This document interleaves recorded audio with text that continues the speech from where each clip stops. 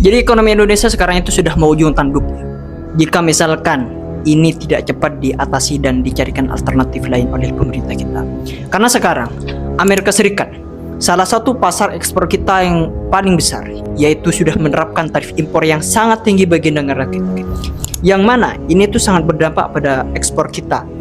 Pertanyaannya sekarang, kenapa Indonesia itu dikenakan tarif yang sangat tinggi, yaitu mencapai 32% oleh Amerika Serikat? Padahal kita tuh memiliki hubungan yang baik dengan Amerika Serikat. Dan apakah ini ada kaitannya dengan gabungnya Indonesia ke BRICS kemarin? Atau enggak? Dan kenapa dari daftar kemarin, daftar negara-negara yang dikenakan tarif, Rusia sama Korea Utara itu tidak dikenakan tarif oleh Donald Trump. Tidak ada di daftar di sana pada saat itu. Apakah karena Donald Trump ini memiliki hubungan diam-diam dengan negara-negara tersebut ya? Jadi tonton video ini sampai akhir.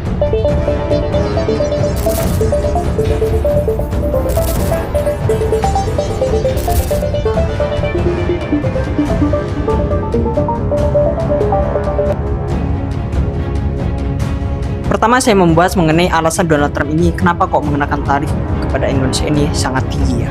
Kalau kita lihat, salah satu dasar pemikiran yang sering digunakan oleh Donald Trump ini dalam menetapkan kebijakan tarif kepada suatu negara, yaitu Donald Trump menggunakan strategi yang disebut dengan prinsip timbal balik atau reciprocal tariff principle.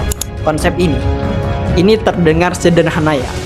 Jadi jika suatu negara ini mengenakan tarif tinggi terhadap produk Amerika Serikat, maka Amerika Serikat itu akan membalas dengan tarif yang sebanding dengannya, atau setidaknya mendekati dengan angka itu. Apalagi Donald Trump ini berulang kali menyampaikan gagasan ini di depan publik dengan gaya khasnya, itu seperti mengatakan, kalau mereka kenakan tarif 60% ke produk kita, kata Donald Trump, kenapa kita hanya kenakan 2% ke produk mereka?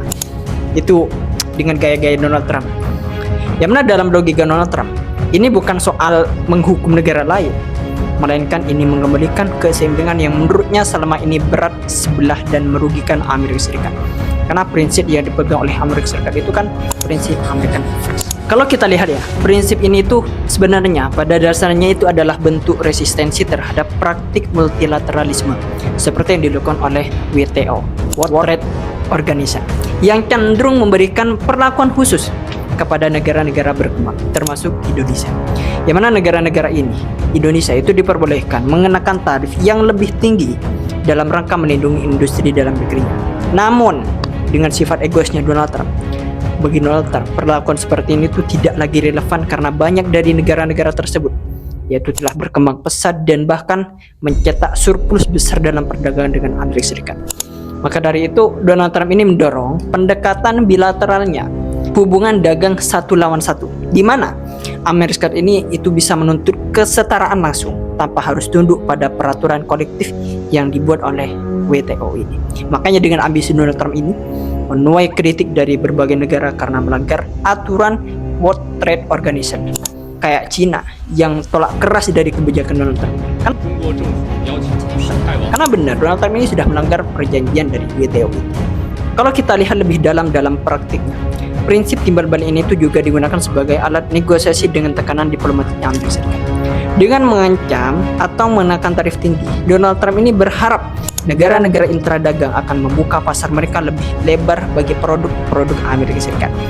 Sedangkan kalau kita lihat dalam kasus Indonesia, meskipun tarif rata-rata yang dikenakan Indonesia terhadap produk Amerika Serikat itu hanya sekitar 8-9% ya, Donald Trump ini berdalih bahwa adanya hambatan non-tarif, hambatan selain dari tarif seperti perizinan yang rumit dari kebijakan TKDN Indonesia yang sudah cukup menjadi alasan untuk membalas. Kita lihat aja yang Apple kemarin, iPhone 16 yang gak masuk-masukin dosa karena tidak memenuhi TKDN. Makanya dengan adanya ini, Donald Trump itu berani untuk membalasnya. Donald Trump kenakan tarif sebesar 32% kepada Indonesia yang dikenakan sebagai bentuk penyeimbangan, meskipun data faktualnya itu tidak benar-benar mendukung angka tersebut. Yang lebih menarik, prinsip timbal balik ini itu lebih menekankan keadilan dalam persepsi politik dan ekonomi Amerika Serikat, bukan semata-mata keadilan berdasarkan hukum dagang internasional. Ini membuat pendekatan Donald Trump ini seringkali kontroversial kan di mata komunitas internasional. Namun justru populer di kalangan pemilih domestik yang merasa industri dalam negeri mereka yang telah terlalu lama dikorbankan dalam sistem perdagangan global ini. Donald Trump's policies are going to bring product back into those underutilized plants. There's going to be new investment. There's going to be new plants built. And the UAW members, and I brought 20 of them with me, they're sitting right over here. We support Donald Trump's policies on tariffs 100%. Dengan kata lain, prinsip timbal balik ini itu bukan hanya soal angka, tapi juga soal narasi nasionalisme ekonomi yang kuat dan strategi negosiasi ala Donald Trump yang keras, langsung dan tanpa basa-basi. Itu Donald Trump. Nah, jadi itu alasan utama mereka tarif tinggi kepada kita Indonesia. Dan gini lagi, saya tuh mau ngomong di sini. Sebelum saya buat video ini, saya tuh nonton video YouTube dan saya melihat YouTuber lainnya. Mereka mengatakan bahwasanya alasan Donald Trump kenakan tarif tinggi pada Indonesia itu karena kita masuk BRICS, masuk ini segala macam. Gini Pak ya, saya mau mengkritik Anda. Kalau misalkan alasannya itu karena BRICS, kenapa kok Brazil yang merupakan salah satu pendiri utama BRICS itu cuma ditarif 10%?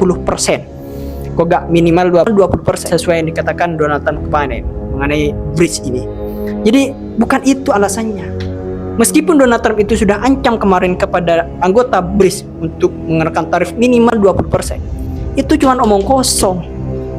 Kayak gak tuh aja. Ini yang bicara Donald Trump. Donald Trump ini bicaranya sering ketinggian, tapi realita di lapangan sering tidak sesuai dengan pembicaraannya. Itu Donald Trump. Gitu. Dari kemarin lagi, itu ada yang nanya kepada saya, kenapa kok Rusia dan Korea Utara ini gak ditarif oleh Donald Trump? Gak masuk di dalam daftar negara-negara yang dikenakan tarif kemarin? Apakah karena Donald Trump punya hubungan baik di belakang layar? Jawaban saya gini, enggak. Karena gini, produk Rusia dan Korea Utara itu sebenarnya sudah diembargo atau diboikot oleh Amerika Serikat sejak perang yang terjadi antara Rusia dan Ukraina, Korea Utara dan Korea Selatan. Mereka sudah diembargo. Jadi bukan itu alasannya. Berdasarkan penjelasan saya tadi, bahwa Indonesia itu ditarif tinggi, mencapai 32%. Itu karena prinsip timbal baliknya Donald Trump. Yang mana? Menurut kacamata Donald Trump, melihat Indonesia ini menerapkan tarif sebesar 64% terhadap produk-produk Amerika Serikat. Ini pertanyaannya, apakah benar negara kita mengenakan tarif 64% kepada produk-produk Amerika Serikat? Ayo kita bahas. Jika kita periksa data dan logikanya, angka tersebut itu sebenarnya tidak benar menggambarkan tarif yang berlaku di Indonesia. Sebenarnya, tarif yang diberlakukan Indonesia itu jauh lebih rendah dari kacamata yang dilihat oleh Donald Trump. Berdasarkan World Trade Organization, rata-rata tarif most foreign nation yang diterapkan Indonesia itu sekitar 8 hingga 9%. Lantas, dari mana muncul angka 64% itu ya? Angka tersebut itu sebenarnya tidak berasal dari tarif langsung yang dikenakan, melainkan dari perbandingan defisit perdagangan antara Amerika Serikat dan Indonesia. Kita lihat aja, data menunjukkan bahwasanya nilai ekspor Indonesia ke Amerika Serikat pada tahun 2023 itu mencapai sekitar 23,29 miliar US dollar. Sedangkan defisit perdagangan Amerika Serikat terhadap Indonesia itu diperkirakan berada di kisaran 18 miliar US dollar. Jika kita hitung-hitung, defisit ini sekitar 77% sebenarnya ketika kita menggunakan kalkulator dari nilai ekspor Indonesia ke Amerika Serikat ini. Jadi sebenarnya angka 64% yang disebutkan oleh Donald Trump itu tampaknya ini adalah cara penyajian narasi yang tidak sepenuhnya akurat atau bahkan bisa jadi disesuaikan untuk membangun persepsi tertentu. Di balik angka-angka ini sebenarnya itu ada pesan politik yang ingin disampaikan bahwasanya Amerika Serikat ini merasa dirugikan oleh ketidakseimbangan perdagangan. Makanya perlu diingat bahwasanya perhitungan seperti ini bukanlah tarif impor yang sebenarnya, melainkan rasio defisit perdagangan yang digunakan untuk menggambarkan besarnya ketidakseimbangan. Karena gini, sederhananya gini, bayangkan saja, tarif itu kan adalah pajak yang dikenakan pada produk yang masuk ke suatu negara ya. Sedangkan defisit perdagangan itu kan adalah selisih antara nilai ekspor suatu negara dan impor yang diterimanya dari negara lain. Ketika kita bandingkan defisit perdagangan dengan nilai ekspor di Indonesia ini, kita mendapatkan persentase yang menunjukkan seberapa besar ketidakseimbangan itu. Tetapi ini sama sekali tidak sama dengan tarif yang diterapkan oleh kita. Jadi meskipun klaim Donald Trump ini angka 64% yang dikenakan tarif kepada produk Amerika Serikat, Ini sering dikemukakan dalam pernyataan politik sebagai upaya mengkritik kebijakan perdagangan Indonesia. Karena data yang menunjukkan bahwasanya perhitungan yang tepat ini malah menghasilkan angka sekitar 77%. Kalau saya hitung tadi, itu sebenarnya 77%, bukan 64%. Nah, ini menunjukkan bahwasanya realitas perdagangan ini jauh lebih kompleks daripada sekedar angka-angka yang dikutip dalam pernyataan politik Donald Trump. Jadi sebenarnya 64 itu sebagai sampel yang dicatat oleh Amerika Serikat berdasarkan kacamata Donald Trump. Mengenai kebijakan tarif sebesar 32% ini yang dikenakan Amerika Serikat terhadap produk-produk asal Indonesia ini, tentu ini bukan kabar baik bagi perekonomian kita. Dampaknya tidak bisa dianggap sepele, terutama karena Amerika Serikat merupakan salah satu mitra dagang terbesar Indonesia. Kalau kita lihat pada tahun 2023 saja, nilai ekspor Indonesia ke Amerika Serikat ini mencapai lebih dari 23 miliar US dollar. Dengan adanya tarif tinggi ini, nanti banyak produk Indonesia, mulai dari tekstil, furniture, hingga elektronik, ini berpotensi mengalami penurunan daya saing di pasar Amerika Serikat karena harganya ini menjadi jauh lebih mahal bagi konsumen di sana. Dampak pertama yang paling nyata yaitu adalah penurunan ekspor. Perusahaan-perusahaan Indonesia yang sebelumnya itu mengandalkan pasar Amerika Serikat ini akan mengalami tekanan berat baik dari sisi volume penjualannya maupun margin dalam keuntungannya. Dan dalam jangka pendek, ini tuh bisa menyebabkan perlambatan produksi, pengurangan jam kerja, bahkan berpotensi pemutusan hubungan kerja PHK di beberapa sektor padat karya seperti tekstil dan garmen. Kemarin aja kita lihat di PT Sritek di Jawa, yang PHK massal, puluhan ribu pekerja itu di PHK. Dari ini sudah menunjukkan bahwasanya industri tekstil kita itu akan hancur dengan ditambahnya tingginya tarif ini. Kemudian dampak yang kedua yaitu adalah gangguan pada neraca perdagangan dan arus devisa kita. Jika ekspor Amerika Serikat ini menurun drastis, maka jumlah dolar Amerika Serikat yang masuk ke Indonesia ini kan juga akan berkurang nantinya. Nah, ini bisa memberi tekanan pada nilai rupiah nantinya. Karena permintaan terhadap mata uang asing ini menjadi lebih tinggi dibandingkan pasokan. Kita lihat aja sekarang pada saat video ini dibuat, 1 dolar itu sebanding dengan 16.560 rupiah.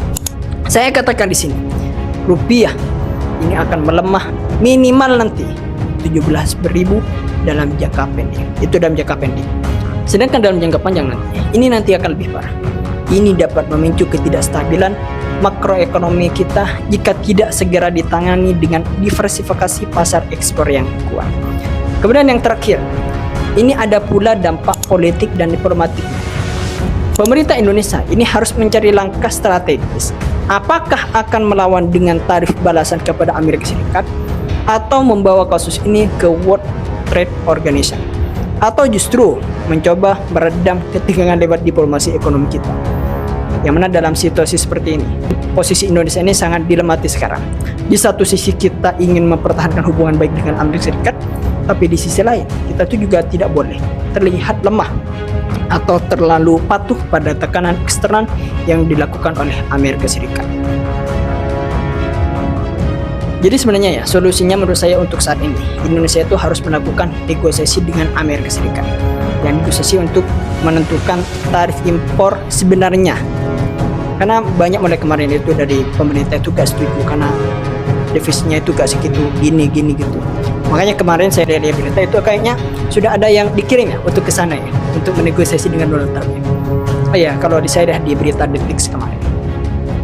Kita lihat aja perkembangannya nanti. Apakah negosiasi ini berhasil atau tidak? Ya semoga berhasil. Kalau saya lihat Donald Trump ini keren sih menurut saya. Kontroversi sekali. Karena sebenarnya gak hanya negara-negara yang sifatnya musuh yang dikenakan tarif tinggi. Negara-negara tetangganya, negara-negara sekutunya yang dikenakan tarif tinggi juga oleh Donald Trump. Makanya banyak yang mengatakan menjadi musuh Amerika Serikat itu berbahaya. Tapi menjadi teman Amerika Serikat itu jauh lebih berbahaya. Kita lihat aja kemarin Kanada, Greenland yang mau dieksekusi oleh Donald Trump. Ya udah, mungkin itu saja ya. Bagaimana menurut kalian? Tulis pendapat kalian di kolom komentar. See you next video. Eksklusif.